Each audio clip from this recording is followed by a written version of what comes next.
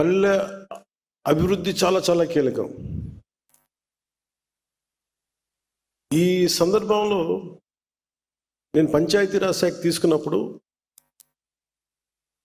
అప్పటికి శశికుమార్ గారు ఫార్మర్ దాని ముందు ప్రభుత్వంలో కూడా వారే చేశారు. దీనికి నేను 4 మీటింగ్లు అందరం కూర్చున్నప్పుడు ఆ రివ్యూ మీటింగ్స్ ఒకటే తెలియజేశాను. సార్, ఇక్కడ ఇది కక్ష సాధించం ఎవరి మీద.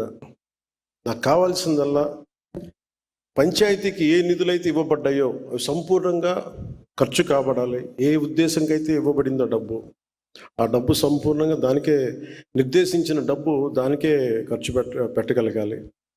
ఎలాంటి అవకతవకలు లేకుండా దయచేసి చూడండి అని చెప్పి ఆ బాధ్యత తీసుకున్నప్పుడు ఆయన చాలా మనస్ఫూర్తిగా, శశిభూషణ్ గారు చాలా మనస్ఫూర్తిగా తీసుకొని మేము మన ఇన్ని కార్యక్రమాలు చేస్తుంటే వెన్నంటే ఉన్నందుకు ముందుగా శశికుమార్ గారికి నా ప్రత్యేకమైన ధన్యవాదాలు. అలాగే ఇక్కడ కేరళ నుంచి మన ఆంధ్ర సేవ చేయాలని చెప్పి వచ్చిన కృష్ణతేజ గారికి, మిగతా ఉన్నతాధికారులందరికీ ప్రత్యేకంగా నా ధన్యవాదాలు తెలుపు. మీరే లేకపోతే ఈరోజు ఇంత విజయవంతంగా, ఇంత వడివడిగా రోడ్లు వేయటం నిర్మాణం దగ్గర కావచ్చు, ఫామ్ పాండ్స్ కావచ్చు, నీటి తొట్టులు కావచ్చు, గ్రామాల రహదారులు కావచ్చు, ఈ వేదిక పైన ఉన్న కీలకమైన వ్యక్తులు ఎవరు కనుక లేకపోయినుంటే, అలాగే అదే స్థాయిలో కింద గ్రామ స్థాయిలో కూడా వ్యక్తులు బలమైన సమూహం లేకపోయినుంటే ఈ రోజున ఇంత వేగవంతంగా రోడ్లు వేసేవాళ్ళం కాదు, ఎన్ని పనులు చేయగలిగే వాళ్ళం కాదు. అలాగే మేము ఇందాక శశిభూషణ్ గారు మాట్లాడుతూ కొన్ని కాంట్రాక్ట్స్ చేసిన దాన్ని ఇంకా కొంచెం చాలా నమ్మకం మీద భరోసా పెట్టారు ఈ ప్రభుత్వం మీద. కొంతమంది బంగారం తాకట్టు పెట్టి కూడా మేము పనులు చేసాం. ఎందుకంటే మాకు ఈ ఎన్డీఏ ప్రభుత్వం మీద గౌరవ ముఖ్యమంత్రి శ్రీ నారా చంద్రబాబు నాయుడు గారి నాయకత్వాన, సమర్థవంతమైన నాయకత్వాన మాకు చాలా బలమైన నమ్మకం ఉంది అని చెప్పి డబ్బులు ఇవ్వకపోయినా కానీ, ఇంకా రిలీజ్ కాకపోయినా పనులు చేసినందుకు ప్రతి కాంట్రాక్టర్స్ ప్రతి ఒక్కరికి పేరు పేరున నా ధన్యవాదాలు తెలుపుతున్నాను.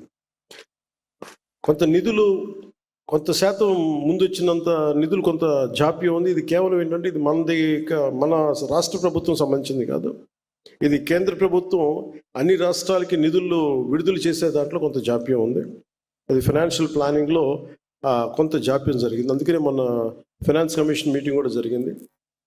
దాంట్లో భాగంగా అన్ని వాళ్ళకి చూసుకున్న తర్వాత ఖచ్చితంగా ఇంకో కొద్ది రోజుల్లోనే మనకి ఆ నిధులు వస్తాయి అనేది నాకు సంపూర్ణమైన విశ్వాసం ఉంది. దానికి మాకు తెలియ కూడా చేశారు. సో మీ అందరికీ ఆ భరోసా అయితే ఇస్తున్నాను మీకు. అలాగే మల్టీ విలేజ్, ముఖ్యంగా నేను చాలాసార్లు ఈ తాండాల్లో తిరిగేవాడిని ఈ అనేక సందర్భాల్లో. తెలంగాణలోని కర్ణాటక కావచ్చు, లేదంటే మన ఆంధ్రాలోని అరకు ప్రాంతాల్లో కావచ్చు.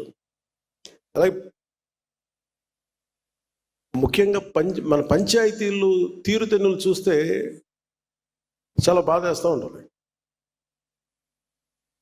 మేము రాగానే ముందు అనుకుంది ఏంటంటే, అసలు ముందు వ్యవస్థని బలోపేతం చేయాలి అంటే ముందు ఒక బాధ్యత గల వ్యక్తిగా, నేను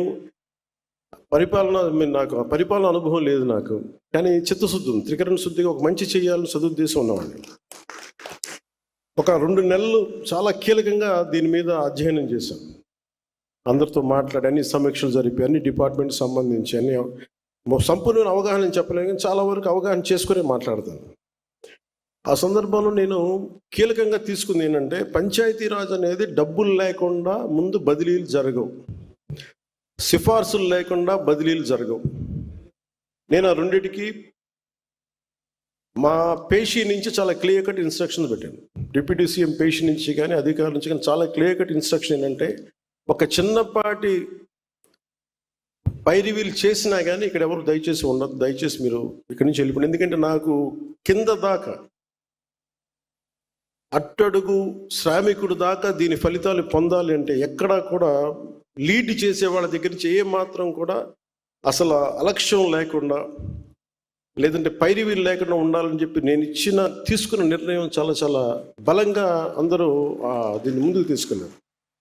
అందుకనే మనకి డిఈఓలు కానీ ఎవరైనా సరే ఏ స్థాయి అధికారులకైనా క్లియర్ కట్గా ఏం చెప్పి మా పరిధిలో ఉన్నంత వరకు ఎంతమందిని ట్రాన్స్ఫర్ చేయాలి. చాలామంది మా పేజ్ మన వెంకటకృష్ణ గారు, మన ఓఎస్డి వెంకటకృష్ణ గారు చెప్తూ ఉంటారు, చాలామంది ట్రాన్స్ఫర్లు చేసిన తర్వాత అంటే జీవితంలో మాకు ఎప్పుడు ఇంకా ఒక రైట్ పోస్టింగ్ రాదు, లేదంటే సమర్థత ఉండి నేను సమర్థతను వెతుక్కున్నాను. నేను నిజంగా ఇంటిగ్రిటీ ఉండి మన పరిపాలనా వ్యవస్థని పటిష్టం చేద్దాం అనుకున్న అధికారులు ఎవరున్నారో వాళ్ళని వెతికి పట్టుకోండి. ఫస్ట్ నేను ఇచ్చిన ఇన్స్ట్రక్షన్ అంతే, వెతికి పట్టుకోండి.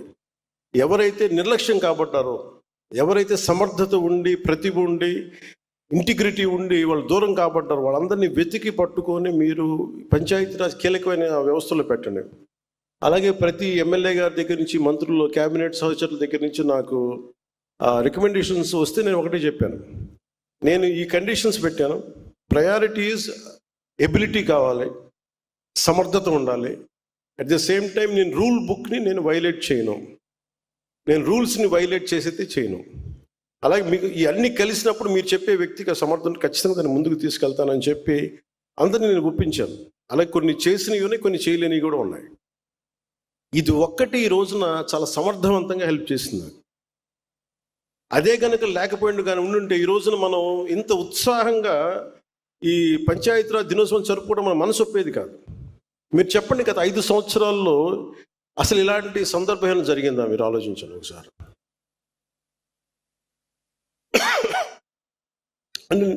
నేను ఒకటి, గ్రామాలు దేశానికి పట్టుకొమ్మలు కాబట్టి అది సర్పంచ్ స్వయం ప్రతిపత్తి గల గ్రామాలు అవ్వాలి.